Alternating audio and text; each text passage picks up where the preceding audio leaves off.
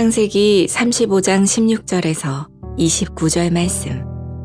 그들이 베델에서 길을 떠나 에브랏에 이르기까지 얼마간 거리를 둔 곳에서 라헬이 해산하게 되어 심히 고생하여 그가 난산할 즈음에 산파가 그에게 이르되 두려워하지 말라 지금 내가 또 등남하느니라 하매 그가 죽게 되어 그의 혼이 떠나려 할 때에 아들의 이름을 베노니라 불렀으나 그의 아버지는 그를 베냐민이라 불렀더라. 라헬이 죽음에 에브랏 곧 베들레헴 길에 장사되었고 야곱이 라헬의 묘에 비를 세웠더니 지금까지 라헬의 묘비라 일컫더라. 이스라엘이 다시 길을 떠나 에델 망대를 지나 장막을 쳤더라. 이스라엘이 그 땅에 거주할 때에 르우벤이 가서 그 아버지의 첩 비라와 동침하매 이스라엘이 이를 들었더라. 레아의 아들들은 야곱의 장자 르우벤과 그 다음 시므온과 레위와 유다와 이사갈과 스불론이요. 라헬의 아들들은 요셉과 베냐민이며 라헬의 여종 비라의 아들들은 단과 납달리요. 레아의 여종 실바의 아들들은 갓과 아셀이니 이들은 야곱의 아들들이요 밧단 아람에서 그에게 낳은 자더라. 야곱이 기럇 아르바의 마므레로 가서 그의 아버지 이삭에게 이르렀으니 기럇 아르바는 곧 아브라함과 이삭이 거류하던 헤브론이더라. 이삭의 나이가 180세라. 이삭이 나이가 많고 늙어 기운이 다함에 죽어 자기 열조에게로 돌아가니 그의 아들 에서와 야곱이 그를 장사하였더라. 샬롬. 오늘도 하나님의 말씀으로 하루를 시작하신 여러분들에게 하나님의 은혜와 평강이 충만하게 넘치시기를 간절히 축복합니다. 2025년 4월 8일 화요일 우리 창세기 35장 16절에서 29절 말씀을 가지고 신자로 살아가는 것이라는 제목으로 함께 말씀 나누도록 하겠습니다. 예전 아이들 이 도서 중에 이 유명한 광음 하나가 있습니다. 어떤 출판사에서 나온 살아남기 시리즈라는 건데 2001년도에 첫 출시되어서 미국과 일본 등 세계 12개국에 수출되어서 지금까지 무려 3,500만 부가 판매된 합승 만화예요. 어떤 내용이냐면 무인도에서 살아남기, 이상기후에서 살아남기, 인체에서 살아남기, 정글에서 살아남기, 지진에서 살아남기, 아직도 연재 중이라 몇 권으로 마무리될지 모른다고 합니다. 책 제목만 보면 어떤 생존 기술에 관한 책인가 싶은데 세상의 다양한 정보를 알려주는 지식도서예요. 만약에 신앙의 세계에서 살아남기 이런 제목으로 나오면 어떨까요? 신앙인으로서 더 효과적으로 잘 살 수 있을까요? 신자로 산다는 것은, 그리스도로 산다는 것은 여러분 아시다시피 생각처럼 단순하지 않습니다. 어떤 인과율을 초월하는 그 하나님의 섭리가 있기 때문에 그렇죠. 이 베델에서 해피엔딩으로 끝날 줄 알았던 야곱 스토리에 예상치 못한 일들이 찾아옵니다. 그래서 신약에서도 베드로는 교회를 향해서 권면했죠. 믿고 난 후에 오히려 불과 같은 시험을 당할 것이다. 인생은 하나님을 만난 후에 새로운 신분으로서의 삶을 살게 되면서 그 삶은 필연적으로 싸움이 따른다 이렇게 얘기를 하고 있어요. 우리도 야곱과 같이 신자로 살아가면서 여러 가지 일들에 직면하게 되는데 오늘 말씀을 통해서 크게 두 가지 함께 나눠보도록 하겠습니다. 오늘 본 말씀 통해서 첫 번째로 우리가 기억해야 될 것은 슬픔을 비전으로 바꾸라라는 것입니다. 창세기 35장 8절 이하에는 야곱의 어머니 리브가의 유모 드보라의 죽음을 기록합니다. 좀 잘 알지 못하는 사람이죠. 어색해 보이는데 드보라는 어머니 리브가를 향수하게 하는 존재로 그녀의 죽음이 야곱에게 특별했습니다. 사실 리브가는 이삭이 어머니 사라의 장례 후에 맞이한 위로의 선물이었죠. 야곱 또한 장례로 슬펐고 위로가 필요했습니다. 그런데 이제 뒤에 또 나오는 내용입니다만 라헬을 통한 12번째 아들의 큰 기대가 있었는데 기대와 달리 이 사랑하던 라헬이 등남 후에 죽죠. 라헬은 출산의 고통을 떠올리면서 그의 이름을 베노니라고 불렀습니다. 아들을 의미하는 벤과 고통 혹은 이 힘 능력을 상징하는 오니를 더해서 고통의 아들이라고 이 죽어가는 입장에서 이름을 정했거든요. 근데 라헬에게 이 아들은 의미 있는 자녀죠. 라헬은 야곱의 사랑을 독차지하려고 하는 자식이 없었는데 오랜 기도 끝에 하나님은 응답하셨고 아들을 낳고 그의 이름을 요셉이라고 했습니다. 요셉의 이름에는 그녀의 끝나지 않은 열망이 담겨 있습니다. 창세기 30장 24절 말씀이죠. 여호와는 다시 다른 아들을 내게 더하시기를 원하노라.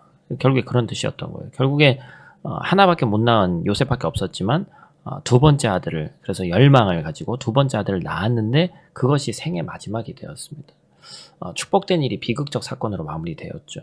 그래서 베논이라는 단어는 이 상황을 잘 설명하는 단어입니다. 근데 야곱은 이 우울한 기류를 바꾸기 위해서 하나님께서 자기에게 허락하신 방법을 사용하는데 뭐였죠? 야곱이 고집스럽고 속이던 야곱이 이제는 하나님과 하나님이 대신해서 싸워주시는 이름인 이스라엘이 되었듯이 고통을 안겨온 아들 베노니를 야곱이 베냐민이라고 부릅니다. 베냐민은 오른손의 아들이란 뜻이에요. 성경 안에서 오른손은 어떤 걸 상징하죠? 바로 힘, 권능, 축복 이런 걸 상징하는 겁니다. 그래서 출애굽한 모세는 온 이스라엘과 함께 찬양했죠. 출애굽기 15장 6절 말씀 한번 같이 읽어보겠습니다. 여호와여 주의 오른손이 권능으로 영광을 나타내시니이다. 여호와여 주의 오른손이 원수를 부수시니이다. 아멘. 결국에 이 오른손, 그렇죠? 베논이라는 슬픔이 베냐민이라는 오른손의 아들, 오른손의 사람이라는 뜻으로 비전으로 바뀌는 거예요. 베냐민은 12아들 중에 야곱이 지은 유일한 이름입니다. 그동안 자녀들의 이름은 4명의 부인들 사이에 치열한 자녀 경쟁의 결과물이었습니다. 여러분, 슬픔은, 경쟁은 신자의 종착지가 아닙니다. 신자는 오른손, 즉 하나님의 권능으로 오늘 살아가는 존재라는 것을 잊지 마셔야 됩니다. 즉 비전의 사람이 우리 그리스도인들인 줄로 믿습니다.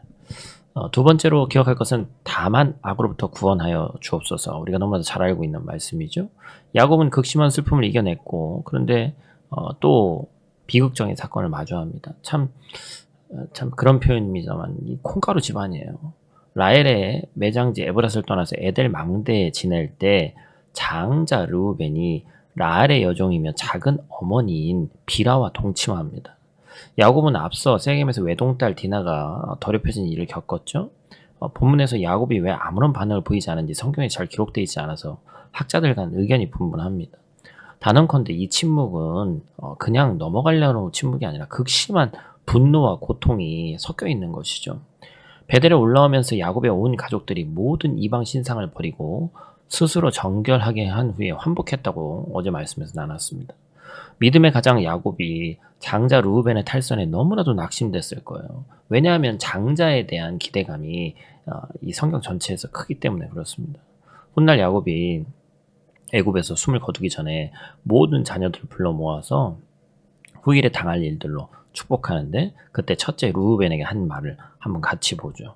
우리 창세기 39장 3절 4절 말씀인데 같이 읽겠습니다. 르우벤아 너는 내 장자요 내 능력이요 내 기력의 시작이다. 위풍이 월등하고 권능이 탁월하다마는 물의 끓음 같았은즉 너는 탁월하지 못하리니 내가 아버지의 침상에 올라 더럽혔음이로다. 그가 내 침상에 올랐었도다. 뭐가 느껴지세요? 르우벤을 향한 야곱의 분노가 느껴지죠. 연속적으로 발생된 비극적 상황 앞에 야곱의 마음이 어땠을까요? 바로 그 순전한 믿음의 사람 욥도 고난의 상징 아닙니까? 이 사람은, 그렇죠? 연속된 고난 앞에서 인간적인 고백을 하죠. 욥기 3장 1절에서 3절 상반절까지입니다. 같이 읽죠? 욥이 입을 열어 자기의 생일을 저주하니라. 욥이 입을 열어 이르되 내가 난 날이 멸망하였더라면. 여러분, 뭐예요? 생일을 저주한 거죠. 사람이 감당할 시험밖에 하나님이 시험을 안 주신다고 분명히 얘기했는데 능히 감당할 수 있는 것을 주겠다고 성경에서는 말씀하고 있는데 성경의 교훈은 명료하지만 베델에서 정신 차리고 살아가려는 야곱 앞에 너무나도 가혹한 일들이 일어나고 있습니다. 만약 야곱이 신약시대에 예수님이 가르쳐주신 기도를 들었다면 이렇게 기도했을 거예요. 두 번째 돼지 제목처럼 우리를 시험에 들게 하지 마옵시고 다만 악에서 구하시옵소서. 뭘 상징하는 겁니까? 신앙의 세계는 영적 전쟁터라는 거예요. 거듭난 신자 앞에 평온한 삶이 있었으면 좋겠는데 세상의 도전과 연속적인 시험이 끊임없이 찾아와서 싸울 수밖에 없는 상황이 된다는 겁니다. 그래서 우리는 그 싸움에서 이기기 위해서 기도해야 되고 또 우리가 우리 기도함으로써 주님께 우리를 악으로부터 구원하시도록 기도할 수밖에 없는 거예요. 야곱의 인생을 들여다보면 신자로 살아가기 참 힘들다고 판단됩니다. 리브가로 대표되는 드보라와 라헬을 잃고 기대했던 장자 르우벤의 탈선을 목도합니다. 그런데 야곱의 태도에 변화가 생겼죠? 야곱스럽지 않게 침묵합니다. 야곱의 진정한 이야기는 지금부터 시작이 되는 거예요. 자기가 주인이었던 인생에서 하나님이 주인 되시는 인생으로 야곱에서 이스라엘로 변했고, 그렇죠? 분이엘에서 하나님의 얼굴을 대면했고, 그것에서 계속해서 우리가 변화됐다고 얘기하는데, 이 변화됨이, 그러니까 지금도 변화됐다는 얘기는 뭘 얘기하는 거죠? 끊임없이 변화되는 겁니다. 주님 나라 가는 그날까지 변화된 거예요. 다 이루었다는 없어요. 그렇죠? 그렇기 때문에 이 이스라엘이 된 야곱의 드라마틱한 이야기를 이제는 이 뒤에 베델 이후로 조명을 하려고 이제 우리가 말씀 가운데 더 나오겠구나 이렇게 하지만 이삭의 죽음은 야곱의 시대를 알렸지만 이후로 점점 이제 조명되어져 나가는 것은 누가 나옵니까? 요셉이 나오죠. 심지어 창세기 36장이 조명하는 에서의 족보를 보면요. 엄청 많은 분량을 얘기합니다. 야곱의 12아들의 이름은요. 초라해 보일 정도예요. 이러한 사실은 우리에게 한 가지를 깨닫게 하죠. 신자로 살아가는 것은 하나님이 주인공이 되는 삶이다라는 것입니다. 이젠 야곱이 더 주인공이 돼야 될 것 같잖아요. 근데 성경은 그렇게 기록하지 않습니다. 야곱 인생에 슬픔과 시험이 찾아오나 결국 하나님께 붙들려 이탈 없이 목적지에 도착하게 될 것입니다. 사랑하는 성도 여러분, 신자로 산다는 것은 약속에 이끌려 종착역에 이르는 수고로운 삶 전체를 말합니다. 우리 책에도 있잖아요. 그죠? 철로역정 같은. 그러므로 때때로 우리 삶에 찾아온 어떤 풍파도 슬픔을 비전으로 바꾸고 악으로부터 보호하시는 하나님을 의지해서 시험에 들지 않게 하기를 기도해야 됩니다. 오늘 하루도 하나님이 주인공 되시는 삶 살기를 간절히 축복합니다. 우리 다 같이 있는 자리에서 기도하고 마치도록 하겠습니다. 전능하신 아버지 하나님, 오늘도 말씀으로 하루를 시작하게 하시고 그리스도인으로 신자로 살아가는 삶을 돌아보게 하심에 감사를 드립니다. 야곱처럼 우리도 신앙의 여정을 걷는 동안 예상치 못한 슬픔과 시험과 환난을 만나게 됩니다. 베델의 감격 이후에도 사랑하는 이들의 죽음이 있었고 기대하던 사람의 큰 실망도 느끼는 일이 벌어졌습니다. 그러나 하나님, 야곱이 슬픔 속에서 아들의 이름을 베노니에서 베냐민으로 바꾸며 고통을 비전으로 전하는 것처럼 우리도 이 현실을 이겨낼 수 있도록 도와주시고 또한 시험과 유혹 속에서 다만 악에서 구하옵소서라는 예수님의 기도로 깨어있는 자들 될 수 있도록 도와주시고 삶의 모든 순간에 하나님이 내 인생의 주인 되심을 잊지 않게 하여 주시옵소서. 오늘 하루도 주님을 의지하며 하나님의 위대하신 오른손에 붙들림 바 되어서 승리하는 삶 살게 하여 주시옵소서. 오늘 하루도 눈동자같이 지켜주실 믿사 예수님 귀하신 이름으로 기도드립니다. 아멘.